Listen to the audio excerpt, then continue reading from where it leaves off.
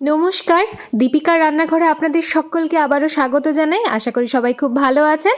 তো আজকের আরও একটা নতুন রেসিপি আপনাদের সাথে শেয়ার করব। আজকের একটা মিষ্টির রেসিপি শেয়ার করছি।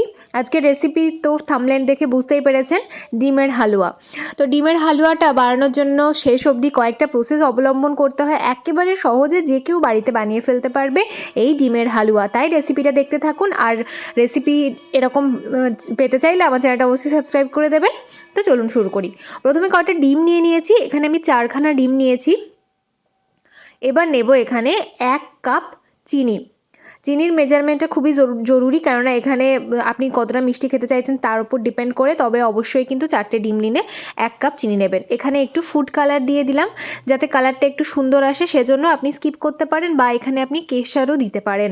এবার ডিমটা ভালো করে ফেটিয়ে নিয়ে 1 কাপ নেব আমি গরুর দুধ।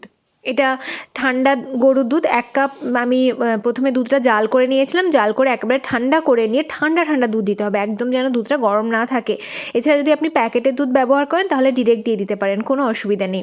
এবার কড়াতে ঘি নিয়ে নিয়েছি। ঘিটা ফ্রিজে ছিল সেজন্য একদম জমে গেছিলো। তো ঘিটা গলে গেলে তাতে গোটা গরম মশলা, এলাচ, তেজপাতা, দারচিনি, লবঙ্গ, স্টার অ্যানিস, কাজু দিয়ে দিলাম, ভেজে নেব। কিশমিশ থাকলে আপনি এখানে কিশমিশও দিতে পারেন, এছাড়া অন্য যে কোনো আপনার পছন্দের ড্রাই ফ্রুটসও দিতে পারেন।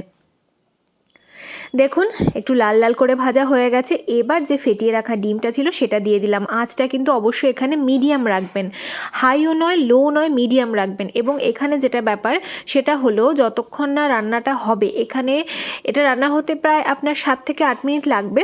তত সময় কিন্তু অনবরত আপনাকে এইভাবে হুইস্ক দিয়ে নেড়ে যেতে হবে। তাহলেই এই যে ডিমের হালুয়াটা দেখতে কিন্তু একেবারে মিহিদানার মতন হয়, খেতেও কিন্তু একদমই মিহিদানারই মতন হয়। তো সেইটা আসবে তখনই যখন আপনি অনবরত হুইস্ক দিয়ে এইভাবে নাড়তে থাকবেন। মাঝে 10-15 সেকেন্ড একটু ব্রেক দিতে পারেন, কিন্তু এইভাবে অনবরত নেড়ে যেতে হবে। দেখুন অনেকটা শুকনো শুকনো হয়ে গেছে।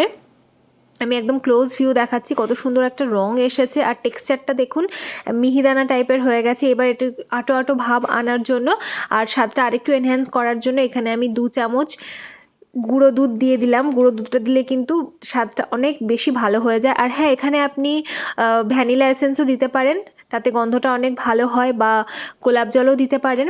তো এইভাবে দেখুন পুরোটা জল শুকিয়ে গেলে তুলে নিয়ে পাত্রে গরম গরম সার্ভ করুন। সবার শেষে সবাই কিন্তু খুব খুশি হবে। নমস্কার।